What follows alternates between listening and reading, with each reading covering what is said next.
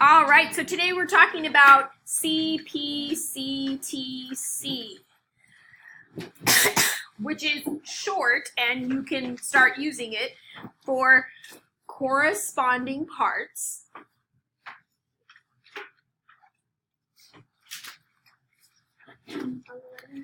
of congruent triangles. I'll show you where in just a second.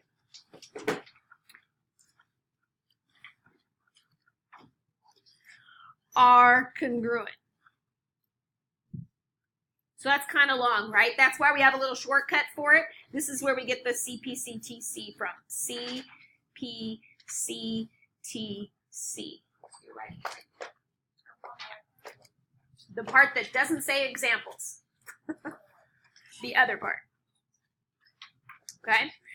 So CPCTC, or corresponding parts of congruent triangles are congruent, comes in handy once you've proven two triangles congruent. So we spent all of 4.4 and all of 4.5 talking about the 5 ways to prove two triangles congruent. And you need 3 things, right? Like side, side, side, side, angle, side, angle, side, angle, angle, side, or hypotenuse, leg. Once you get those 2 triangles congruent, then all 3 of their corresponding angles become congruent. Even if you only used side, angle, side, and where you had 1 pair of angles, all 3 of the angles, once you've proven them congruent, then end up being congruent. And all 3 of the corresponding sides become congruent. Even if you only used angle, side, angle, you proved that 2 pairs of angles were congruent, their included sides were congruent, and the other angles pairs were congruent.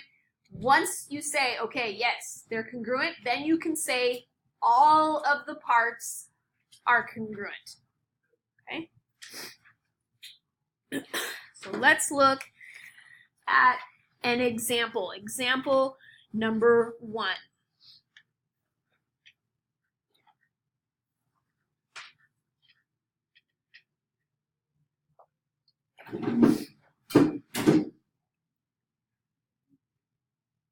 We're going to draw 2 triangles connected at a vertice, kind of like a bow tie. And I'm going to give you some measurements here.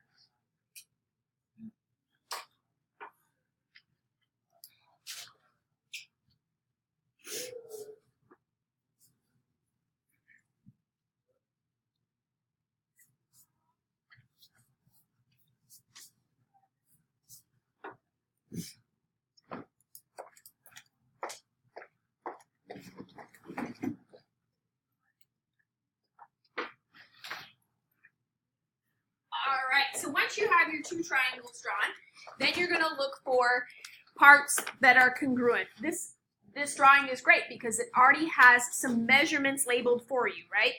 So on the triangle on the left, you see the 10 meters, and the triangle on the right, you see the 10 meters. So we're going to put a single tick mark on each. That gives us an S, right? We have 1 pair of sides because you have an S and an S. So you have 1 pair of sides.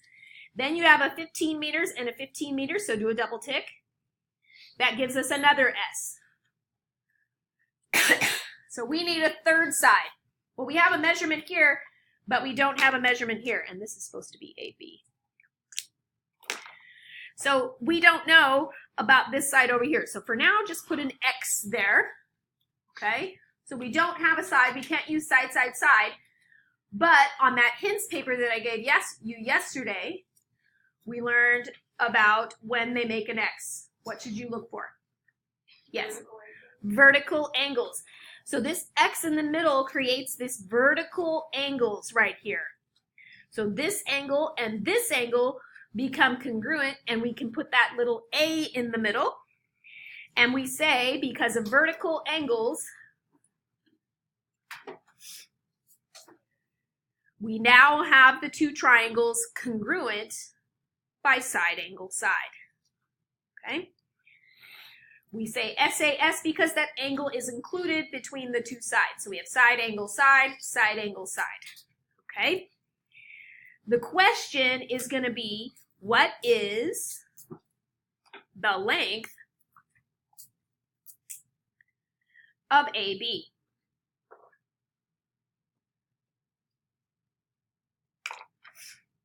All right? We've proven the two triangles congruent by side angle side. That means that all of their pairs of corresponding angles are congruent, and now all three pairs of their corresponding sides are congruent. So we have this pair, we have this pair, and that means our third pair is also going to be congruent. So you say, by CPCTC, corresponding parts of congruent triangles are congruent, and we have the third pair of sides congruent. And that means that AB is equal to 18, what is it, meters? Right? Yes, I can. Any questions on example number 1 there? All right. Example number 2.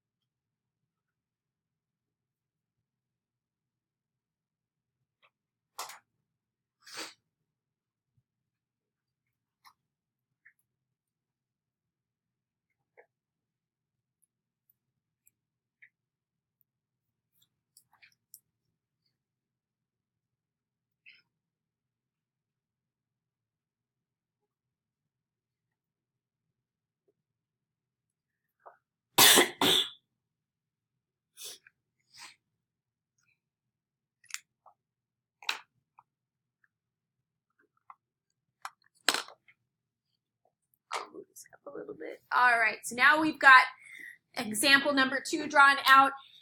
We've got a given and we've got a statement that they want us to prove. So we're going to do what's called a 2-column proof, where we write our statements on the left and our reasons on the right.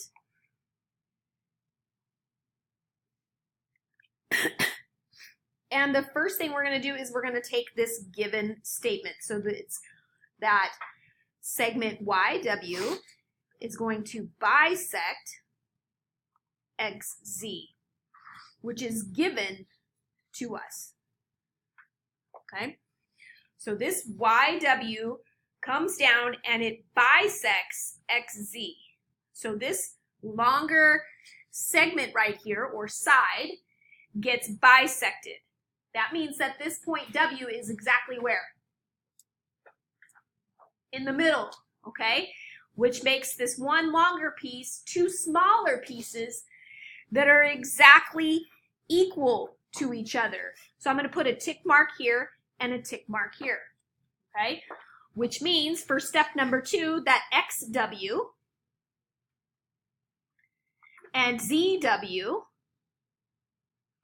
end up being congruent to each other. Anytime something's bisected, it's cut in half and creates 2 smaller pieces that are exactly the same, or same size. Okay? This is the definition of bisection. That word bi, B-I, means 2, right? Okay? That gives us our first tick mark, our first congruent pieces. Is that a side or an angle? Side. So over here to the left, I'm going to put a little S, because we've got an S. Is S enough to prove congruence? No. Okay, so let's look at the second given statement. The second given statement is that XY is congruent to YZ. So we're going to write that down. XY is congruent to YZ. The reason is that it was given to us. We're going to find those 2 pieces and we're going to put double tick marks. So here's XY, double tick. Here's YZ, double tick. That's obviously a side. So I'm going to put a second S over here. Is SS enough to prove congruence? No, but we're close, right? We've got 2 out of 3 marks that we need. All right, but there's nothing else given. So it seems like we're stuck, right? Does anybody see anything? So yesterday I gave you that little hints paper on the hints. Do you know what it is? What is it? This line in the middle is what we call a shared side. So step number 4 is that YW is congruent to guess what? YW. It's congruent to itself. This is called the reflexive property of congruence. We'll just write reflexive property and then put a congruent sign. Reflexive property of congruence. I'm going to put a triple tick mark on it, but just imagine these 2 triangles being separated. That side with the triple tick mark is going to go with both of the triangles, okay?